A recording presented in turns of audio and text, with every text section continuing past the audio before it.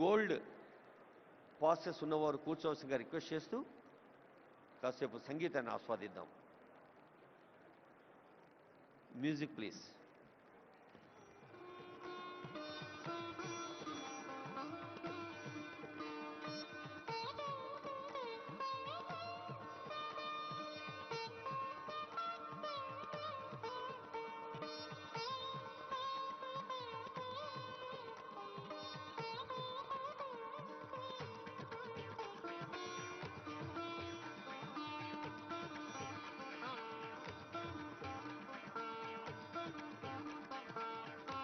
తెలంగాణ రాష్ట్రంలోని అన్ని విభాగాలు మీకు తెలుసు. ఒక్కసారి ఈ భవిష్య భారత నగరాన్ని, భవిష్య భారత నగరమే భారత్ ఫ్యూచర్ సిటీగా నామకరణం పొందింది తెలంగాణ రాష్ట్ర ప్రభుత్వం చేత.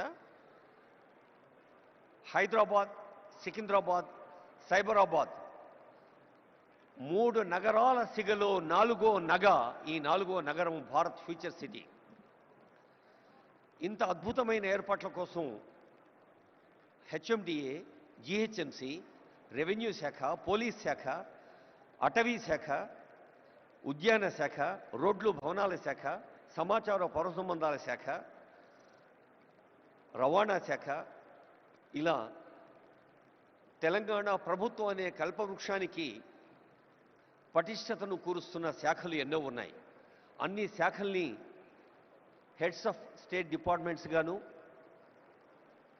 Chief secretary, special CS, secretaries, అలాగే సీనియర్ ఆఫీసర్స్గా వివిధ విభాగాల ప్రభుత్వ రాష్ట్ర స్థాయి అధికారులుగా ఉన్న మన సిఎస్ గారు, డీజీపీ గారు, అలాగే స్పెషల్ సిఎస్, అడిషనల్ డీజీపీలు, వారి నుంచి ప్రారంభిస్తే హెడ్ ఆఫ్ ఫారెస్ట్ ఫోర్స్ అటవీ శాఖ ఉన్నతాధికారి, అలాగే మన నగరం అంటేనే ఒక నవ నాగరికతకు, కొత్త వేగానికి, సేవా యాగానికి పేరైతే మరి నగర మౌలిక సదుపాయాల సంస్థ మున్సిపల్ అడ్మినిస్ట్రేషన్ వారు,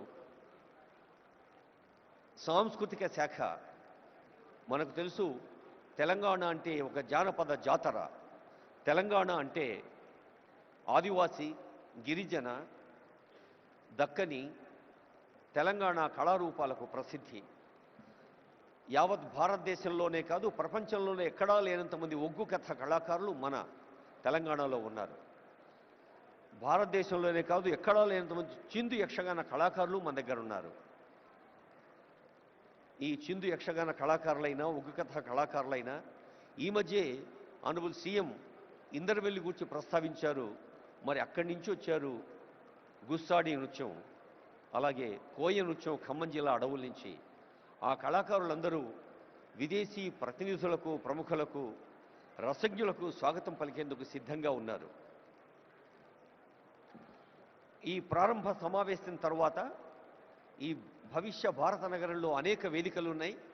ఒక్కో వేదిక మీద ఒక్కొక్క విషయం చర్చలు జరుగుతుంది. హాల్ 1లో genome valley and beyond accelerating innovation life sciences. మనకు తెలుసు, లైఫ్ సైన్సెస్లో కానీ, ఔషధ ఫార్మసీ రంగంలో కానీ, ఐటీ రంగంలో కానీ తెలంగాణ ఒక గర్వించదగిన స్థాయిలో ఉంది. హాల్ 1లో రేపు ఉదయం జరిగే అంశంలో చాలామంది సబ్జెక్ట్ ఎక్స్పర్ట్స్ పాల్గొంటారు. అది ప్రతి హాల్లో కూడా ఒక్కొక్క కార్యక్రమం మనకు కొత్త అంశాల్ని మన దృష్టికి తీసుకొస్తుంది. మరి ఈరోజు ప్రారంభ సభ అవుతూనే the just translation into 2047 pouring Telangana's future, ప్రతి వ్యక్తిని ఒక ఉత్తమ మానవ వనరుడిగా, నైతిక విలువలతో, మానసిక స్థైర్యంతో, సమాజ అనురక్తితో, రాష్ట్రము దేశం పట్ల భక్తితో, తాము విశ్వసిస్తున్న దైవం పట్ల కూడా భక్తితో ఉన్నప్పుడే మనిషి పరిపూర్ణుడవుతాడు. ఆద్మీ ఇన్సాన్ బన్నా ముష్కిలే అన్న మాటను తెలంగాణ గడ్డ తిరగరాసింది. ప్రతి ఆద్మీ ఇన్సాన్గా మారుతున్నాడు. నరుడు నరుడౌట దుష్కరము సుమ్మి అన్నది కాదు, ప్రతి నరుడు ప్రతి మనిషి మనీషిగా మారుతున్నాడు. అది హాల్ 1లో. జీరో ఎమిషన్ వెహికల్స్ హాల్ 2లో. Green mobility 2047.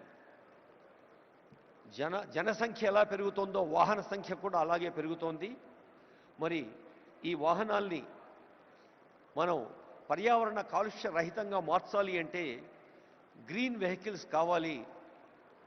అలాగే tech Telangana 2047 semiconductors frontier technologies 3వ హాల్లో. చాలామంది విద్యార్థులు, యువతీయువకులు, టెక్కీస్, అలాగే పత్రికా ప్రతినిధులు ఉన్నారు. ఏ హాల్లో ఏం జరుగుతుందో మీ దృష్టికి తెచ్చేందుకే ఈ ప్రయత్నం. 4వ హాల్లో Telangana as a global education hub.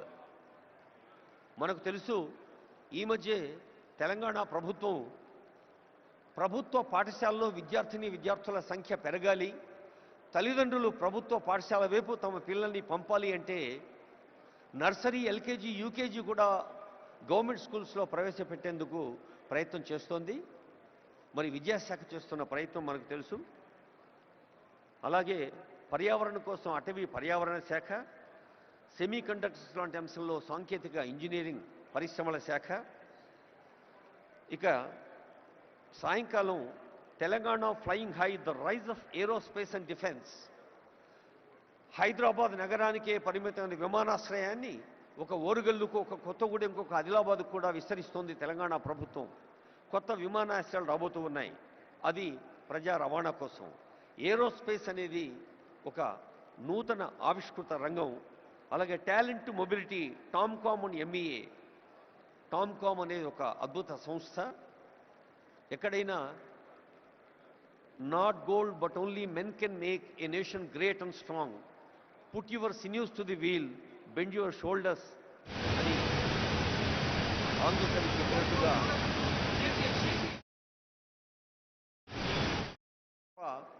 కేవలం వేదికల